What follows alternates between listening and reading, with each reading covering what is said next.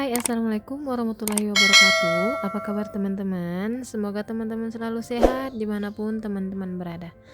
Dan buat teman-teman yang sekarang sedang sakit, aku doain semoga cepat sembuh ya. Ikutin kegiatan aku hari ini yuk. Nah teman-teman, gimana nih pagi ini? Apakah udah beberes rumah? Yuk lebih semangat lagi dalam beberes rumah sambil aku temenin. Nah di video kali ini aku awali dengan nyuci piring di dapur. Nah ini kebetulan piring aku nggak terlalu banyak. Ini mau aku bersihin aja, dan ini videonya aku cepetin aja ya teman-teman, supaya nggak jenuh juga atau nggak bosan ngelihat aku lagi cuci piring. Nah ini aku lanjut nyuci atau bersihin di bawah kompor ya teman-teman. Ini kebetulan udah berapa hari ini nggak aku lap, dan aku kaget banget ternyata pas di bawah kompornya itu kotornya luar biasa ya teman-teman. Ini kotoran antara minyak campur sama sisa-sisa masakan yang jatuh-jatuh di bawah bagian kompor.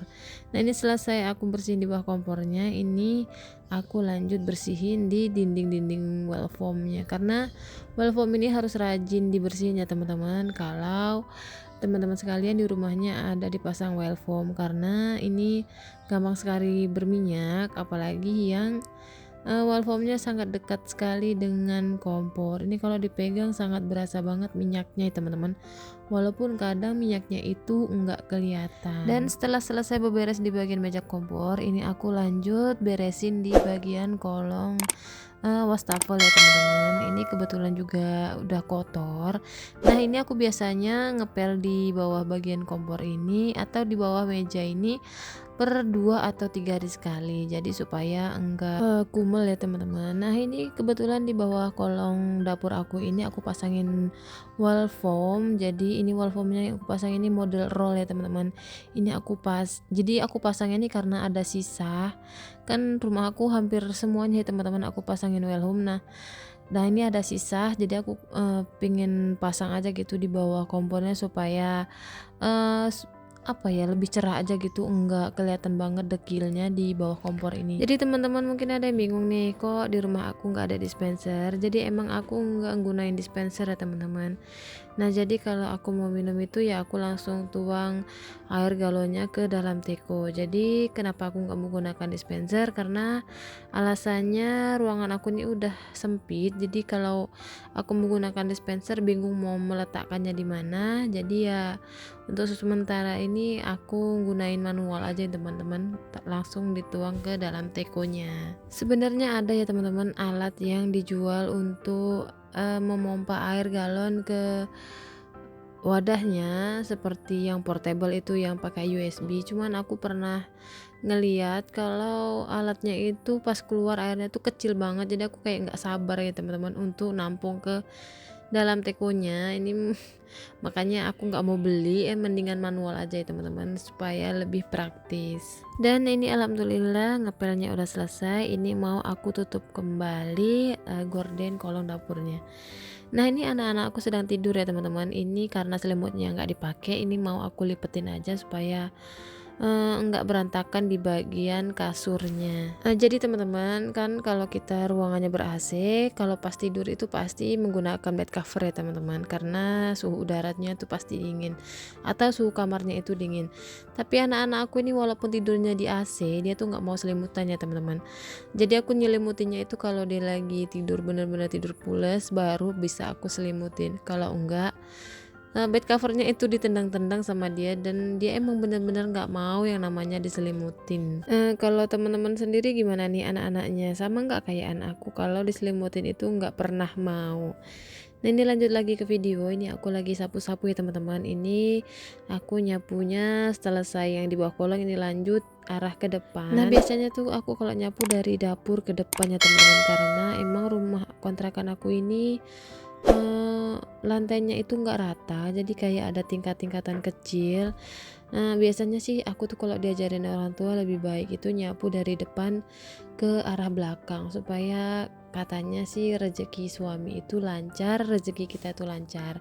Jadi istilahnya kayak membawa rezeki dari luar ke dalam gitu, kayak simbol seperti itu. Cuman karena emang lantai rumah aku ini nggak rata, jadi aku nggak bisa ya teman-teman nyapu dari depan ke dapur, ya alhasil dari dapur ke depan. Nah ini lanjut setelah nyapu, ini aku mau lanjut ngepel ya teman-teman. Biasa nih kalau aku habis nyapu pasti nggak lupa lanjutin ngepel-ngepelnya. Ini karena alhamdulillahnya aku mempunyai rumah yang mungil, jadi pekerjaan mengepel ini cepat selesai teman-teman, karena emang yang dipel ini hanya 2 garis keramik memanjang. Jadi karena sempit memanjang, jadi ngepel-ngepelnya itu nggak membutuhkan waktu yang lama. Nah buat teman-teman yang baru datang ke channel aku, yang baru nonton channel aku, yang belum tahu aku tinggal di mana, nah aku ini tinggal di kontrakan ya teman-teman. Lebih tepatnya di kontrakan Ciledug, Tangerang, Banten. Jadi mungkin ada yang bingung kok rumahnya sangat kecil, mungil atau sempit banget, ya karena emang aku masih tinggal di kontrakan ya teman-teman.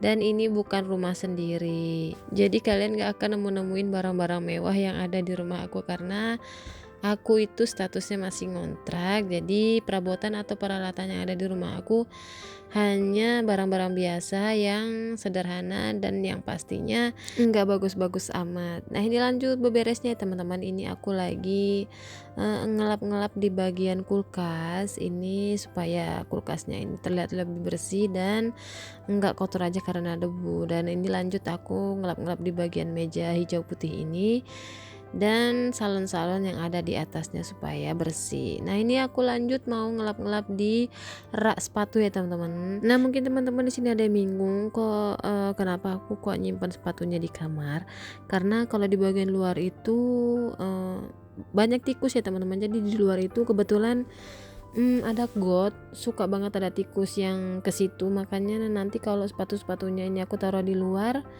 takutnya nanti malah dikencingin tikus ataupun kucing. Ini lebih baik aku taruh di dalam rumah aja. Dan kenapa harus di dalam kamar? Karena di bagian ruang tamu nggak ada tempat ya teman-teman untuk nyimpan sepatunya. Tapi ini tenang aja ya teman-teman, sepatu-sepatu ini nggak bau karena ini jarang banget dipakai. Jadi ini bisa dipakainya bisa sebulan sekali atau belum tentu sebulan sekali dipakai. Jadi ini buat disimpan aja. Ini makanya aku berani nyimpennya di kamar karena emang nggak bau sama sekali. Nah ini buat teman-teman yang salfok sama tempat atau rak sepatunya, ini link pembeliannya ada di kolom deskripsi ya. Jadi rak sepatunya ini cocok banget untuk teman-teman yang mempunyai ruangan terbatas kayak kontrakan aku ini. Jadi ini rekomendasi banget buat teman-teman untuk membeli rak sepatu seperti ini. Jadi model rak sepatunya itu memanjang ke atas. Jadi ini nyusunnya itu per rak itu satu sepatu. Jadi enggak yang model melebar ya teman-teman. Karena ini emang rak sepatunya khusus untuk di ruangan yang sempit. Jadi untuk memanfaatkan ruangan lebih baik menggunakan rak sepatu yang model meningkat seperti ini. Nah ini aku lanjut beberes rumahnya di bagian ruang tamu.